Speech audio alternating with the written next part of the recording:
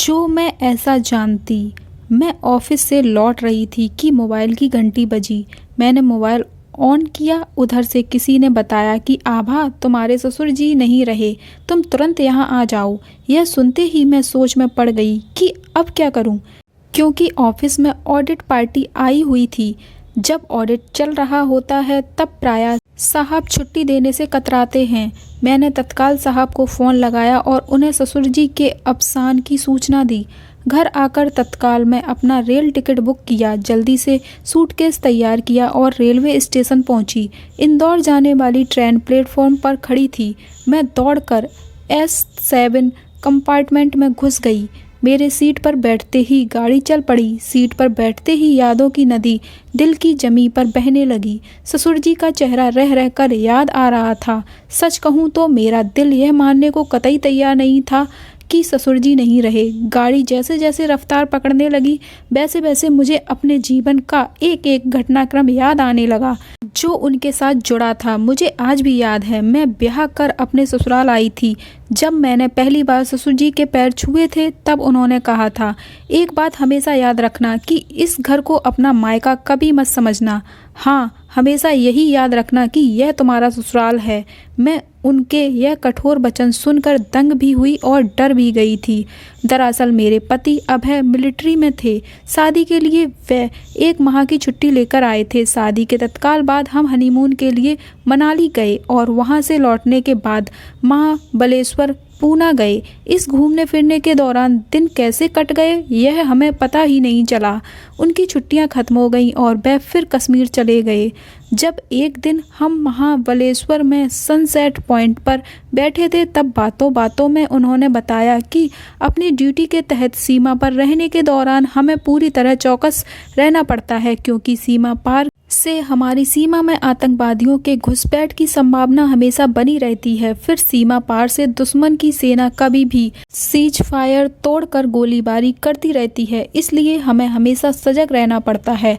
हमारी छोटी सी गलती या भूल हमारे लिए जान का खतरा बन सकती है। जब उनकी यह बात पूरी हुई तब मैंने ही सवाल किया, आप मुझे कश्मीर घुमाने कब ले जाएंगे? तब तत्काल जवाब देते हुए वह बोले, आभा, अगली बार जब इंदौर आऊँगा तब तुम्हें अपने साथ कश्मीर ले जाऊँगा। उनके कश्मीर पहुँचने पर फ़ोन आया और उनके अगले ही दिन सुबह 5 बजे फ़ोन की घंटी बजी। मेरे ससुर जी ने ही फ़ोन उठाया। उधर से आवाज़ आई, मैं कर्नल सिन्हा बोल रहा हूँ। मुझे यह खबर देते हुए दुख हो रहा है कि कल रात कुछ आतंकवादियों ने हमारी सीमा पर आक्रमण कर दिया। उनके साथ लड़ते हुए आपके बेटे अभय शहीद हो गए। उधर से टेलीफोन बंद हुआ और इधर मेरे ससुर जी ने मेरे कमरे का दरवाज़ा खटखटाया। मैंने दरवाज़ा खोला तो उन्होंने नपे तुले सपाट शब्दों में मुझे मेरे पति के शहीद होने का समाचार सुनाया। तब उनकी बात सुनकर मुझे लगा कि उनको अपने बेटे के शहीद होने का गम है भी या नहीं। कोई अपने सौतेले बेटे की मौत पर भी इतना सख्त नहीं बना रह सकता। कोई पिता इतना पत्थर दिल हो सकता है? यह सोचकर मैं हैरत में थी। अभय के निधन के 1.25 महीने बाद मेरे माता पिता पैरी छुड़वाने की रस्म अदा करने के लिए मेरी ससुराल आए। जब मेरे पिताजी ने ससुर जी को भी हमारे साथ चलने के लिए निवेदन किया तब वे बोले, तुम आभा को अपने साथ ले जाकर अपनी रस्म अदाई करो। मैं इन प्राचीन ढकोसलों को नहीं मानता।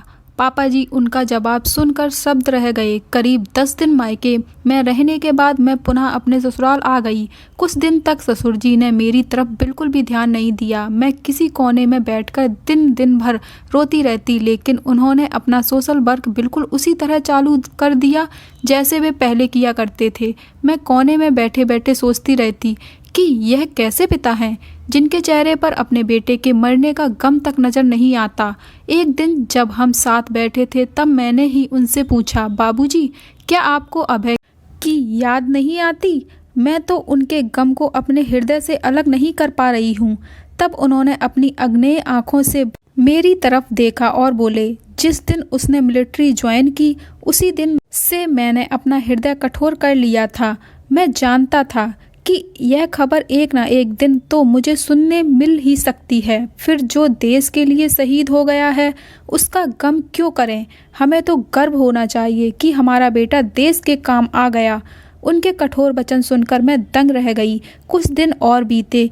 मैं अक्सर उदास ही बैठी रहती थी। एक दिन वह मेरे कमरे में आए और बोले, यह क्या, तुम दिन दिन भर बिस्तर पर एक लाश की तरह पड़ी रहती हो? अभय की मौत हुई है या तुम्हारी? मैंने आंसू पोंछते हुए कहा, बाबूजी, आप मेरा दुख नहीं समझ सकते। मेरा इतना कहना हुआ ही था कि वह बोले, क्या कहा तुमने कि मैं तुम्हारा दुख नहीं समझ सकता? अरे नादान, मैंने भी अपनी जवानी में अपनी जीवन संगनी खोई थी। तब अभय केवल 5 बरस का था और तुम मुझसे कह रही हो कि मैं तुम्हारा दुख नहीं समझ सकता हूँ। यदि तुमने तुम्हारा सुहाग खोया है तो मैंने भी अपना एकमात्र सहारा खोया है। बाबूजी, मेरे सामने मेरी पूरी जिंदगी पड़ी है और मैं भ्रमजाल में हूँ कि अब मैं क्या करूँ। मेरी बात उन्होंने गंभीरतापूर्वक सुनी और फिर अपनी विशिष्ट शैली में से बोले, तुम इस गम को अपने से दूर हटाओगी तब तो कुछ अपने बारे में सोच सकोगी ना। कुछ दिनों बाद एक दिन ससुर जी मेरे पास आए और बोले, बेटी, अब आज से तुम अपनी जिम्मेदारी भरी जिंदगी शुरू करो। फिर उन्होंने मुझे गैस की बुकिंग कैसे करते हैं यह बताया। कुछ दिनों बाद वह मुझे बैंक ले गए और वहाँ के काम समझाए। फिर एटीएम ले गए और पैसे कैसे निकालते हैं यह सिखाया। टेलीफोन और बिजली का बिल भरना भी उन्होंने मुझे सिखाया। यह सब काम मैं सीख गई और करने भी लगी। पर घर के काम निपटाने के बाद जब मैं अकेली रहती तब उदास हो जाती थी। एक दिन ससुर जी ने मुझे बुलाया और कहा, देखो, अब बहुत हो गया। तुम्हारा उदास चेहरा देखकर मुझे बहुत परेशानी होती है। बेहतर यह होगा कि तुम फिर अपने मायके चली जाओ या इस घर के अलावा कहीं और रहने चली जाओ। तुम चाहो तो मैं तुम्हारे लिए कोई किराए का फ्लैट देखता हूँ या खुद अपने लिए मकान या फ्लैट देख लो। मैंने उनसे कई बार कहा कि मैं अकेली कैसे रह पाऊंगी, तो वह बोले, यह तुम्हारी प्रॉब्लम है और इसे तुम्हें ही हल करना है। दिन प्रतिदिन उनका कठोर होता हुआ रुख देखकर मैंने तय किया कि वास्तव में अब रोने मात्र से काम नहीं चलेगा। फिर एक दिन दोपहर को मैं अपने लिए किराए का एक फ्लैट देखने के लिए घर से निकल पड़ी। अभय के मित्र राजेश की मदद से मैंने एक फ्लैट किराए पर लिया और वहां रहने भी चली गई। इस कहानी में आगे क्या हुआ यह जानने के लिए इस कहानी का सेकंड पार्ट जरूर सुनिएगा। यह कहानी आपको कैसी लगी और इसी प्रकार की कहानियों को सुनने के लिए मेरे चैनल को सब्सक्राइब, लाइक एंड कमेंट करें। Thank you for watching.